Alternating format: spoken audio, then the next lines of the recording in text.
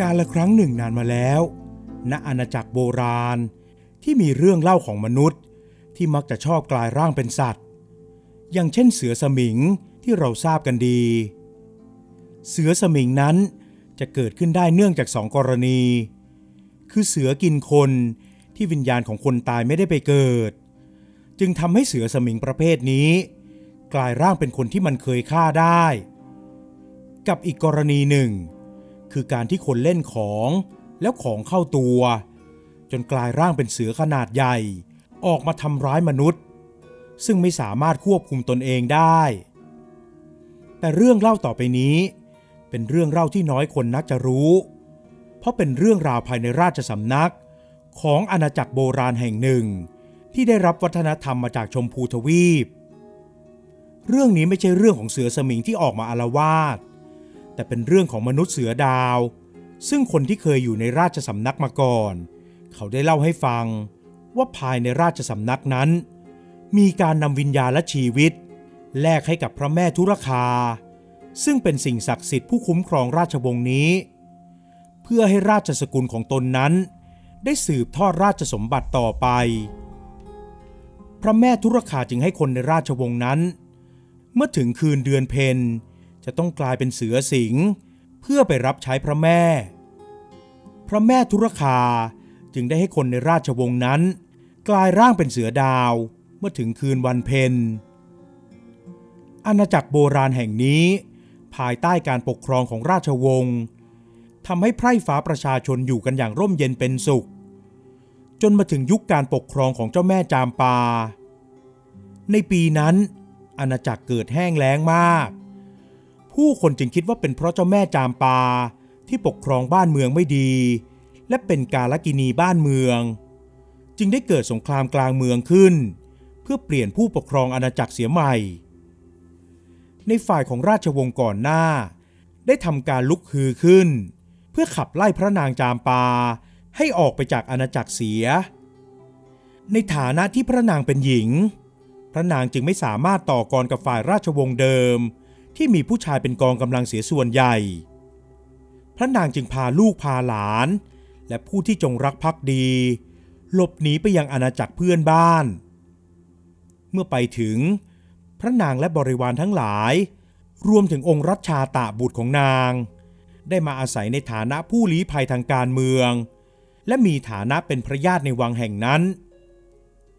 ในขณะที่ใช้เวลาอยู่ในอาณาจักรของผู้อื่นแต่พระนางยังไม่ลืมคำมั่นสัญญาที่ให้ไว้กับบรรพบุรุษเมื่อถึงวันเพ็ญ15 ค่ำพระนางก็จะต้องกลายร่างเป็นเสือดาวออกไปผจญโลกภายนอกเพื่อรับใช้พระแม่ธุรคาผู้ปกป้องคุ้มครองราชวงศ์ของนางในคืนนั้นเวลาพลบค่ำพระนางได้บอกกับละออสาวใช้ที่ได้ติดตามพระนางมาว่าให้ละออดูแลองค์รัชชาตะให้ด้วยเพราะคืนนี้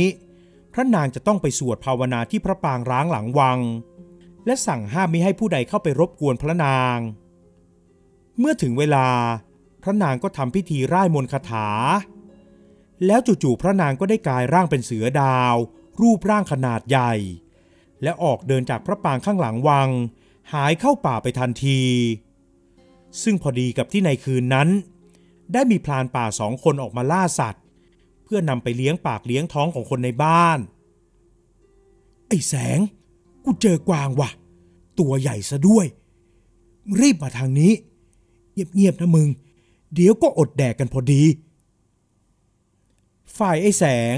ก็ได้เล็งหน้าไม้ไปทางกวางตัวนั้นแต่ก่อนที่แสงจะยิงลูกดอกออกไปเขาก็ได้พบกับร่างอันใหญ่โตของสัตว์ชนิดหนึ่งในความมืดนั้นเขาไม่รู้ว่ามันเป็นตัวอะไรจึงพาเพื่อนที่มาด้วยกันย่องเข้าไปดูใกล้ๆแต่ยังไม่ทันจะเข้าไปถึงสัตว์ตัวนั้นก็ได้กระโจนเข้ามาใส่ไอ้แสงและเพื่อนเสือดาวตัวใหญ่ตาเป็นสีเขียวส่องประกายได้พุ่งเข้ามาหมายจะเอาชีวิตเสือดาวตัวนั้นไม่รอช้าที่จะใช้กรงเล็บตะปบเข้าที่กลางหลังของไอ้แสงและไอ้แสงคิดว่าคราวนี้ตัวเองคงจะไม่รอดแล้วแต่แล้วเสือตัวนั้นก็ได้กระโดดหายเข้าไปในพุ่มไม้อันหนาทึบไอ้แสงและเพื่อน จึงรีบวิ่งออกจากป่าไปในทันทีเพราะกลัวว่าเสือดาวจะกลับมาฆ่าเขาอีกพอถึงตอนเช้าไอ้แสงก็ได้นำเรื่องราวที่ได้พบเจอเมื่อคืนมาเล่าให้กับชาวบ้านร้านตลาดฟังแสงเล่าเหตุการณ์ให้ฟังทุกฉากที่ได้เจอมาอย่างละเอียด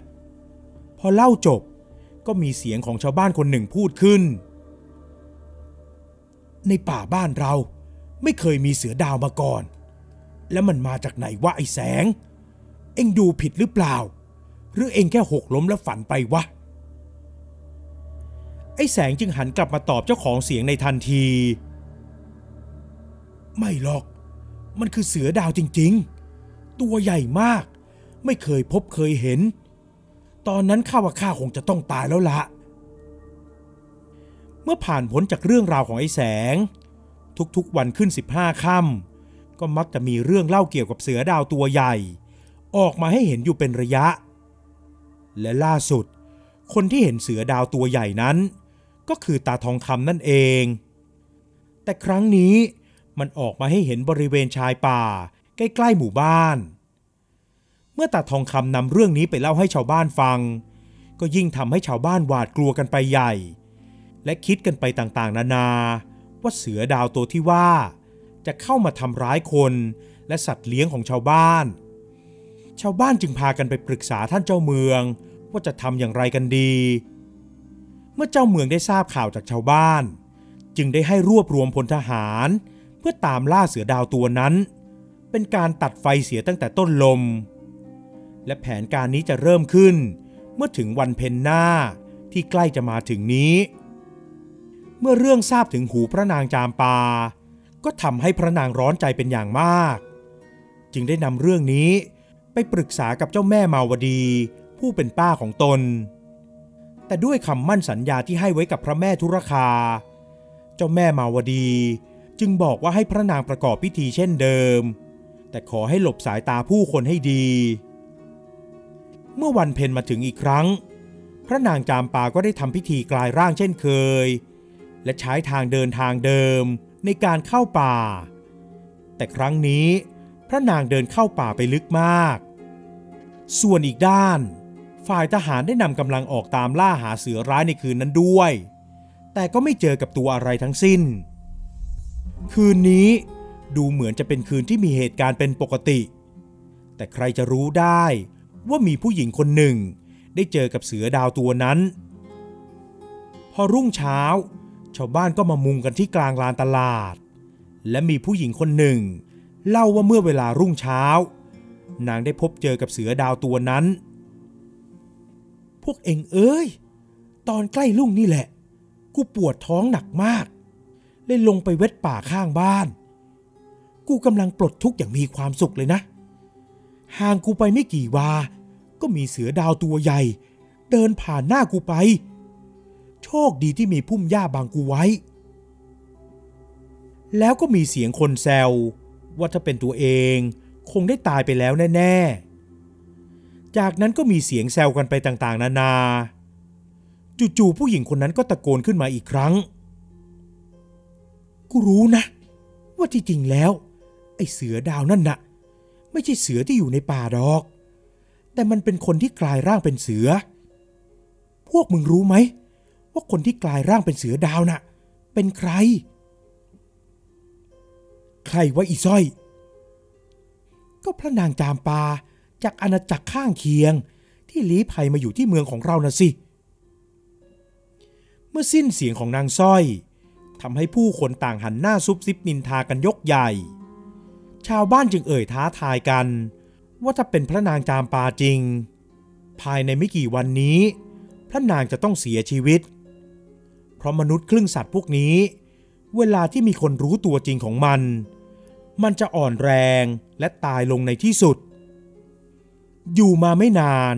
พระนางจามปาก็ได้ล้มป่วยไม่สามารถกินข้าวกินปลาได้มีแต่พระโลหิตไหลออกมาจากพระโอษฐ์เมื่อพระนางรู้ชะตากรรมของนางแล้วนางจึงรับสั่งให้ละออไปตามเจ้าแม่มาวดีและองค์รัชชาตะมาเข้าเฝ้าพระนางได้รับสั่งให้เจ้าแม่มาวดีช่วยเลี้ยงดูองค์รัชชาตะต่อจากพระนาง และคงจะไม่มีใครรู้ว่าการกลายร่างเป็นเสือดาวนั้นจะต้องสืบต่อกันรุ่นต่อรุ่นและผู้ที่จะสืบทอดต่อไปก็คือองค์รัชชาตะนั่นเองก่อนที่พระนางจะสิ้นใจนั้นนางได้มอบสร้อยทับทิมสีเขียวมรกตให้กับองค์รัชชาตะแล้วนางก็สิ้นใจจากโลกนี้ไปเพราะนางทำผิดคำสัตย์ที่ให้ไว้กับพระแม่ทุรคาเมื่อข่าวการตายของพระนางทราบไปถึงหูของบรรดาชาวบ้านก็ยิ่งทำให้ชาวบ้านแน่ใจว่าภายในวังได้มีการแอบเลี้ยงมนุษย์ครึ่งสัตว์เอาไว้ชาวบ้านกลัวว่ามันจะเป็นภัยร้ายจึงได้ไปขอเข้าเฝ้าเจ้าผู้ครองนครเมื่อเจ้าผู้ครองนครทรงทราบเรื่องก็เกิดโมโหโกรธาขึ้นเป็นการใหญ่และสั่งให้ทหารรีบเร่งไปจับตัวผู้ลี้ภัยมาให้หมดรวมถึงข้าราชบริพารต่างๆด้วยเมื่อมีเสียงโวกเวกโวยวายดังใกล้เข้ามายังคุ้มที่พักของเจ้าแม่มาวดีพระนางเองก็รู้ดีว่าจะเกิดอะไรขึ้นนางจึงสั่งให้สุริยะบุตรชายของตนพาองค์รัชชาตะหนีไปทางข้างหลังพระปางร้างและสั่งให้หนีไปให้ไกลที่สุดหลังจากนั้นเจ้าแม่มาวดีและข้าราชบริพารก็โดนทหารจับตัวไปเมื่อองค์รัชชาตะและสุริยะเดินทางเข้าป่ามาไกลแสนไกลและไม่รู้ชะตากรรมของผู้คนที่โดนจับไปว่าเป็นอย่างไรบ้างช่วงเวลาใกล้จะพลบค่ำองค์รัชชาตะก็เกิดหนาวร้อนเหมือนคนจะไม่สบายสุริยะจึงได้แบกองค์รัชชาตะไปเพื่อหาที่พักไม่นานเขาก็ได้เจอกับหมู่บ้านแห่งหนึ่งซึ่งเป็นหมู่บ้านเล็กๆสุริยะจึงรีบพาองค์รัชชาตะเข้าไปขอความช่วยเหลือยังบ้านหลังหนึ่งที่อยู่ใกล้กับชายป่าที่สุดเจ้าของบ้านก็รีบลงมาดูแล้วเห็นเด็กหนุ่มที่แบกเพื่อนเอาไว้เข้ามาขอความช่วยเหลือเจ้าบ้านก็ใจดีช่วยเหลือทั้งสองไว้หาข้าวหายาให้องค์รัชชาตะกินและให้นอนพักผ่อนอยู่ภายในบ้านแล้วสุริยะก็หันไปถามแม่เฒ่าคืนพรุ่งนี้เป็นคืนเดือนเพ็ญหรือเดือนแรมจ๊ะแม่เฒ่าแม่เฒ่าก็ตอบว่าคืนพรุ่งนี้เป็นคืนเดือนเพ็ญสุริยะจึงรู้ได้ทันทีว่าวันพรุ่งนี้องค์รัชชาตะจะต้องกลายร่างเป็นเสือดาวอย่างแน่แท้สุริยะจึงออกอุบายให้แม่เฒ่าไปช่วยตนหาสมุนไพรเพื่อจะเอามาต้มให้องค์รัชชาตะได้ดื่มเมื่อวันรุ่งขึ้นมาถึงตั้งแต่เช้ามืดสุริยะและแม่เฒ่าก็พากันเข้าป่าเพื่อหาสมุนไพรจนถึงเวลาค่ำมืดทั้งสองจึงพากันกลับสุริยะแสดงท่าทีเหมือนจะทำให้แม่เฒ่าหลงทางแต่แม่เฒ่าได้บอกว่าข้าจะนำทางเองข้ารู้จักผืนป่าแห่งนี้ดี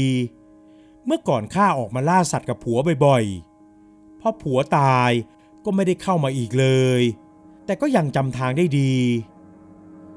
ในเมื่อหมดหนทางที่จะหลอกล่อแม่เฒ่าแล้ว